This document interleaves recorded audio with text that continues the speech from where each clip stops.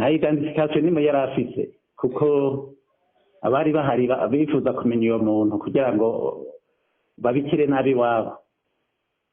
Ico kitabonetse rero urumva tena nsaba bankurira umuntu turamushingura. Michel Mitabakana musanteri wa komine ya Nyabiraba akaba yariko rero hashikiriza ibijanye n'umuntu yiciwe ku musozi wa Mukongo hari mw'ijoro ryo kuri uyu wa gatanu.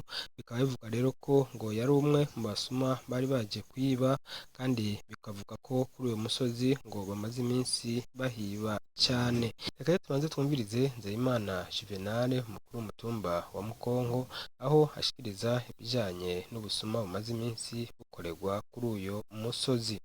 Uko byakurikiranye biragoye cyane nyakuba, si rimwe si kabiri biragoye cyane, ariko uno munsi naho baje nk'uko biri, abo bantu baje barugurura inzu bashyize ku nzu y'umwe, nk'uko muzi ko abarundi bagirwa no kwirarira, abenegihugu bavyuranye barabatesha baratabaromoka, n'abandi bantu bazavuye ahandi.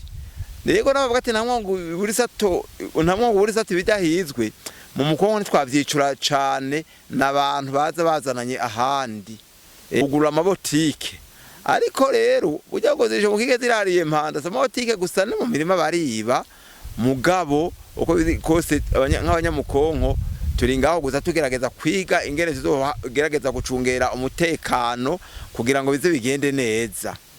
Tugerageza kuza turaje inama n'ingingo, ariko tudatana ku rusaku, turazi ko abagomba kuza kuduteranya hano bahijya akagomba gutwikekane, ariko siko biri, kandi bibaye turahumurizanya.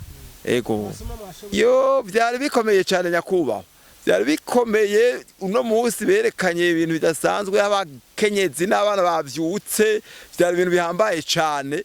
Eka n'abari bageramiwe n'ivyabo babona neza ko bahagarariwe na komiseri yaje n'abapolisi. Turanezerwa cyane baje kudushika ko umuntu musitantera arungika icegera ciwe, umunyamabanga wiwe araza n'abandi. Eka vy'ukuri twabonye neza, hari mwijoro twabonye ko bahagurutse koko, natwe turanezerwa. Uturaremye cyane gaza tumaze kubona inzego za komine zahagurutse. Oya ntibari kubiraba uko byari bimeze n'ukuri. Ibinebwe rero bigomba kuguma birya ivyo bitabiriye akuye, nibateshwe bate, nta mwanya bakibifitiye, nibagerageze bahindure inyifato kugira ngo baze bararya ivyo bakoreye.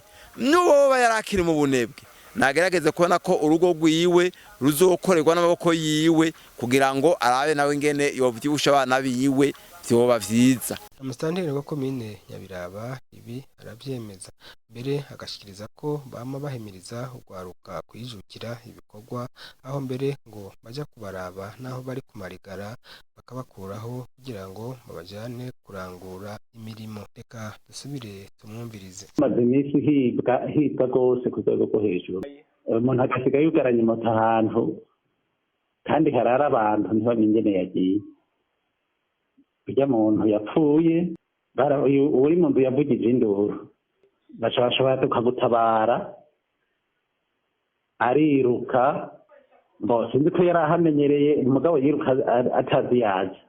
Rero burya sinamufukuye ngo ndabe, gusa OPG yari yagiye aragira constat, ntiyazorungikira procureur kugira yanarize ibyabaye.